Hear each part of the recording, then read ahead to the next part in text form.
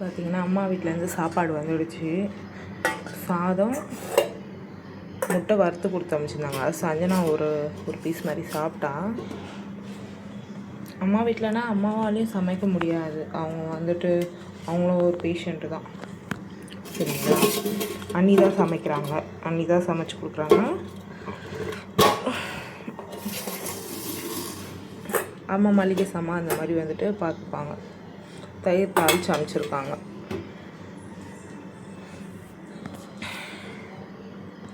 என்ன தான் நம்ம வந்துட்டு ரெஸ்ட் எடுத்துக்கணும், உடம்பு கேர் பண்ணிக்கணும்னு நம்ம நினச்சாலும் கூட ரன் ஓடிட்டே ஓடு அப்படின்ற போல தான். சீக்கிரம் ரெக்கவர் ஆகு, சீக்கிரம் வந்துட்டு உன்னோட வேலை என்னவோ நீ செஞ்சுக்கோ, நீ பார்த்துக்கோ அப்படின்ற போல தான். என்ன தான் நமக்கு கேர் பண்ணி பார்த்துக்கிறாங்க, செய்கிறாங்கன்னு நம்ம நினச்சிட்டு நம்ம கொஞ்சம் ரெஸ்ட் எடுத்துக்கலாம்னு நினச்சா கூட அதெல்லாம் சும்மா பேச்சு, அதெல்லாம் வந்துட்டு கிடையாது. நமக்கு உடம்புக்கு முடியல அப்படின்னும் போது தான் நம்ம வந்துட்டு நிறைய பேரோட சுயரூபங்களை வந்து தெரிஞ்சுக்க முடியும், உண்மையாகவே தெரிஞ்சுக்க முடியும்.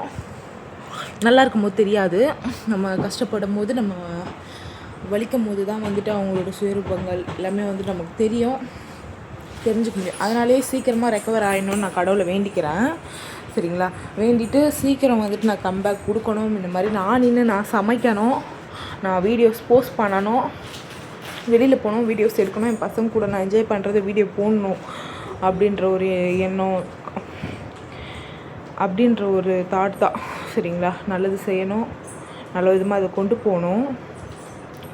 என்னதான் நமக்கு வந்துட்டு நிறைய பேர் வந்துட்டு நல்லா வாழ்த்தி ப்ளஸ் பண்ணி இந்த பாதையில் நம்மளை கூட்டிகிட்டு போகிறதுக்கு கூட இருந்தாலும் கூட சில சூனிய பொம்மைங்க மாதிரி வந்துட்டு சூனியம் பண்ணுறவங்கன்னா கெட்டதாக பேசி கெட்ட விஷயமாக நடந்துக்கிறவங்க இருக்க தானே செய்கிறாங்க. நல்லவங்க இருக்காங்கன்னா கெட்டவங்களும் தானே இருக்காங்க இந்த சொசைட்டியில் அப்படின்ற போல தான். கெட்டதாக கேவலமாக எவ்வளோ கீழ்த்தனமாக பேச முடியுமோ அந்தளவுக்கு. ஒருத்தி ஆப்ரேஷனுக்கு போயிட்டு வரானா அத்தனை பேர் ப்ளஸ் பண்ணுறீங்க, தூக்கு மாட்டின்னு தொங்க வேண்டியது தானே அப்படின்ற மாதிரிலாம் ஒரு ஐடியில் வந்திருக்கு.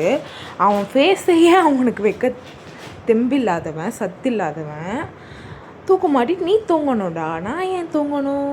என்ன நம்பி 2 உயிர் இருக்குது, அந்த உயிருக்காக நான் போராடணும்.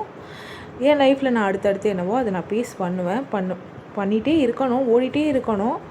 நான் போனேன்னா கூட என் ஆர்கன் கூட நான் டொனேட் பண்ணுவேன், டொனேட் பண்ணிட்டு தான் நான் சாவேன். ஆர்கன் டொனேட்டிங் அப்படின்ற ஒன்று வந்துட்டு நான் பண்ணிவிடுவேன். அது எவ்வளோ சீக்கிரம் முடியுமோ அவ்வளோ சீக்கிரம் நான் வந்துட்டு எந்த ஹாஸ்பிட்டலில் என்ன ப்ராசஸ் அதெல்லாம் பார்த்தா ஆர்கன் டொனேட் இது பண்ணிவிட்டு தான் சாவேன். நான் செத்தனா கூட என்னோடய உடல் உறுப்புகள் வாழணுன்ற நல்ல எண்ணம் கொண்டது தான் நான். நீ தூக்கு மாட்டின்னு தூங்கினா நான் தொங்கிடுவேனா? மாவனை நான் அடுத்தடுத்து வீடியோ போஸ்ட் பண்ணுவேன், பார்த்து தினைக்கும் வீடியோவை பார்த்து நீ தொங்குடா.